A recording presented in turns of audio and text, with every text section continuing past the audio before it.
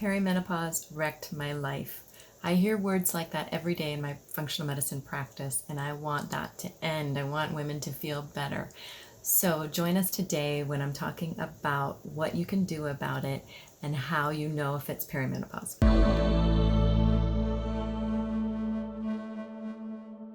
Subscribe, hit the bell to be notified when I post new videos every Friday on reclaiming your hormone health and getting off the hormone roller coaster. I'm Dr. Shelley Meyer, and I'm so glad you're here. If this is your first time on the channel, I help women get off the hormone roller coaster, particularly in between the ages of late 30s to early 50s. You can have a lot of hormone fluctuations, and it's often the ages that perimenopause hits. So we talk about that a lot on this channel. I'm a functional medicine doctor, a board-certified family practice doctor, and a registered dietitian, and I've helped many women get off the hormone roller coaster, and I'm here to help you. So why do so many women say perimenopause wrecked my life?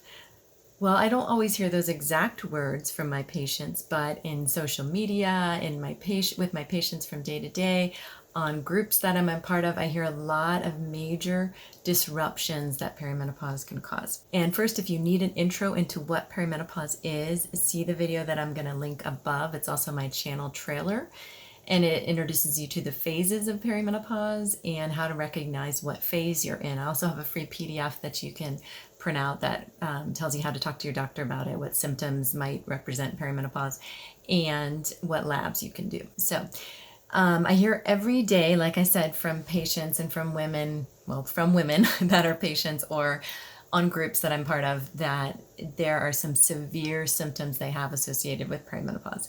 Some of those can be irritability, brain fog, severe mood changes sometimes. Sometimes they're minor and sometimes they're severe. It can be anxiety, panic attacks even. This can disrupt your relationships at work, your relationships at home, your relationships with your partner, your children, your family members, your friends, and it can leave women feeling isolated. And we don't want that to happen, because that can further isolation and lead to even some severe consequences, which can sometimes be suicide. Now, we talk about, postpartum depression. And rightfully so, we should talk about that. We talk about teen suicide a lot, which can sometimes be all the puberty hormones related, but we often don't talk about perimenopausal, I meant teen suicide and postpartum depression that can lead to suicide, but we don't talk about the depression, the anxiety, the panic that goes along with perimenopause and even menopause that can then lead to suicide in the most severe cases. So we need to recognize that that is out there and that happens, and I do not want women to feel isolated and to get to that severe of a place where they feel like that's their only solution. So that's why I am making this series of videos all about perimenopause, and particularly in these next few videos and the ones I have done recently in focusing on mood and anxiety and panic and depression. So as I said, perimenopause can lead to anxiety and panic attacks, and depression, which can then lead to worsening mood disorders and disruptions in our life. What are some other ways that perimenopause can screw up our moods and maybe worsen some of the things that we're feeling as far as anxiety and depression goes? Well, it does screw with your sleep, as I've talked about a lot. So if you're not getting a good night's sleep and it's consistent, and it happens over and over and over again, you're going to not be thinking straight. It's going to trigger any kind of underlying anxiety, panic attack, or depressive feelings that might be there. So the lack of sleep can make it worse. And that can be due to even before you go into the later stages, which are like estrogen deficiency, where you go into where you're really close to menopause. Those are the late stages of perimenopause. But it can also happen, sleep disruption can happen in the beginning of perimenopause too, because you have what we call estrogen dominance. And if you check out my other videos, I do talk a lot about estrogen dominance. And then it can also screw up our metabolisms, because it can screw up our thyroid and our cortisol. So it can screw up our other hormones and our metabolism of those hormones. And when thyroid and cortisol are screwed up, then we can have more depression, particularly with thyroid, more depression. But if your cortisol is really low, you can have more depression too. And then if you're hyperthyroid, like you start to have an autoimmune disease related to perimenopause onset, autoimmune thyroiditis, or if you start to have high cortisol, hypercortisolism, you can then have more anxiety and panic. So it's not always just about the estrogen and the progesterone. It can also be about thyroid and cortisol. So you do want to have those checked out, and that's why I cover those in the PDF that I mentioned. That's going to be linked in the description down below, because that's one thing to explore with your doctor if you have not already, because all of these things have to be kind of working well in order to have a smooth transition, a smooth perimenopause, and get off that hormone roller coaster. So not only the mood changes that happen with estrogen and progesterone changes, as well as thyroid and cortisol changes, but you also have energy level changes. And when you feel very fatigued and brain foggy and all of that, that can really, and if you're not sleeping well, that can affect any underlying mood disorder you might have. So if you already had depression or anxiety, it can make that worse if those hormones are in balance. So there's multiple ways they can make it worse. So what I hear from a lot of women is they're miserable. I hear a lot of women say, I feel alone. I feel like I'm suffering in silence. My doctor doesn't understand. My partner doesn't understand. My kids don't understand. I have memory loss that's affecting my work. I gain weight without changing anything else. I just gain weight and I don't feel like I can control it. And that can cause a lot of stress and anxiety for women too. I can't sleep. I'm anxious, panic attacks. I yell at my kids. I've lost interest in everything. So these are some pretty severe symptoms that women can have, and sometimes they don't know why it's popping up. They don't know why that's happening. So just recognizing that it could be due to your hormonal shifts as you get closer to menopause, even if you're, maybe 10, not quite as common at 10 years away from menopause, but if you're like 5 or 7 years away from menopause, which can happen anywhere between, the late 40s, but typically more in the early 50s, you can have these symptoms. And you may not know that they're from the changes in your hormones. So what can you do about it? First of all, you want to find a healthcare provider that listens to you. Don't settle for less. You need a provider that listens to you and takes your concerns seriously. So sometimes that might be an OB-GYN that you trust and that really listens to you. Sometimes they do and sometimes they don't. Might be a primary care provider like myself, or a functional medicine provider like myself, or a naturopath. Anybody along those lines, or a nurse practitioner, PA, but finding somebody that you have a close relation or you have a good relationship with that takes you seriously and that does not blow it off or try to prescribe you an antidepressant, because maybe you need that. If you're in the severe stages of PMDD, so premenstrual dysphoric disorder, which can get worse in perimenopause, or if you're just in the severe stages of panic, anxiety, depression, yes, you might need a medication, and by all means take it. But if that's the first thing your doctor goes to and your provider goes to and does not listen to you, then you need to find somebody else. And particularly somebody that's knowledgeable in the transition period before menopause.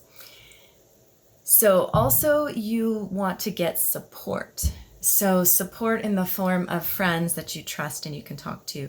Talking to your family about it, talking to your partner, maybe your kids if they're old enough, about why you might be feeling the way you are and what you are feeling. Because if you're suffering in silence and acting out of that, they don't know and they don't understand.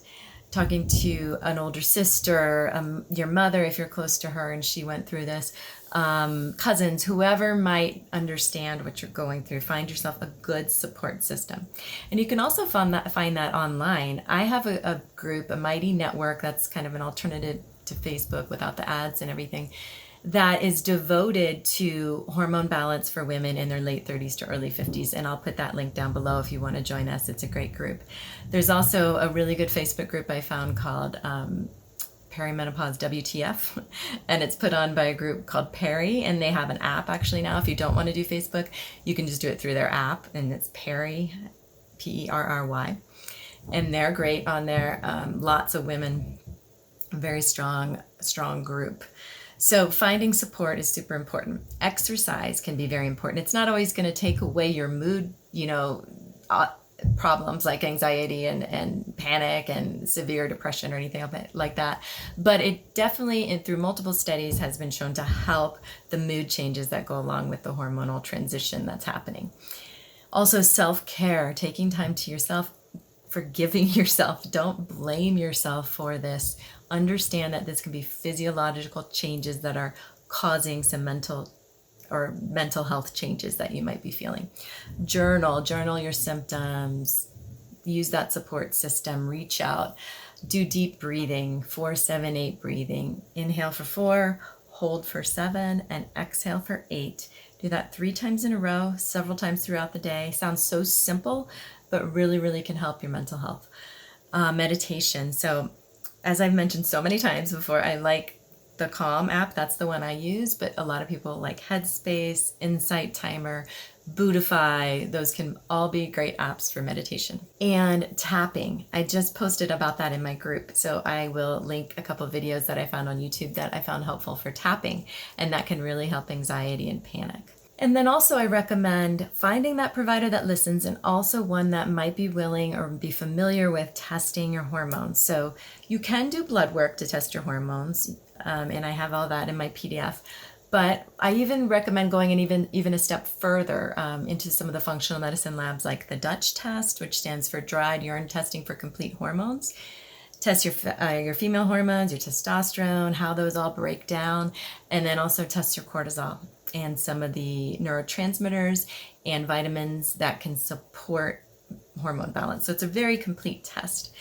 I also recommend testing your cortisol, or you can even test your, I like to test hormones via urinary testing, but also via blood testing, so I can compare the two. And it's easier to recheck hormones in the blood because it's less expensive and can go through your insurance. So I like to get a baseline for both and then more frequently check the blood, but then also do some follow-up checks through the Dutch test. And then I also like to test the, if you're not going to do the dried urine testing for complete hormones, the Dutch test, if you're just going to test your cortisol, if you're going to test your estradiol and progesterone, testosterone, all that through your blood, and then you want your cortisol checked, I recommend going not through blood for cortisol, but checking either through the Dutch test or through saliva testing, and I'll put some links to some labs I use down below. And then get help with a plan and work on that plan. What we do in my functional medicine practice is we develop an initial plan, we see how you're feeling, we frequently check in, and then we adjust that plan. So it may change what you need throughout the course of perimenopause because your hormones are peaking and dipping, and they will change over time. So your plan will change. And then, like I said, download my helpful guide, comment down below and let me know what you have been going through so you're not suffering alone, and so other women can learn from you, and then maybe some helpful hints you might have or questions for me too. And then I'd love for you to join the group if this is something you're interested in. I will put that link down below to my Reclaim Your Hormone Health group on the Dr. Shelley Meyer Mighty Network. And don't forget to like, share, and subscribe. That keeps this channel going and keeps me being able to post this information. So join me every Friday where I talk about helping you get off the hormone roller coaster, particularly if you're a woman in between the ages of your late 30s to early 50s. I am here for you, and that's what we are talking about. So I'm Dr. Shelley Meyer. Thanks for joining me. I'll see you next Friday.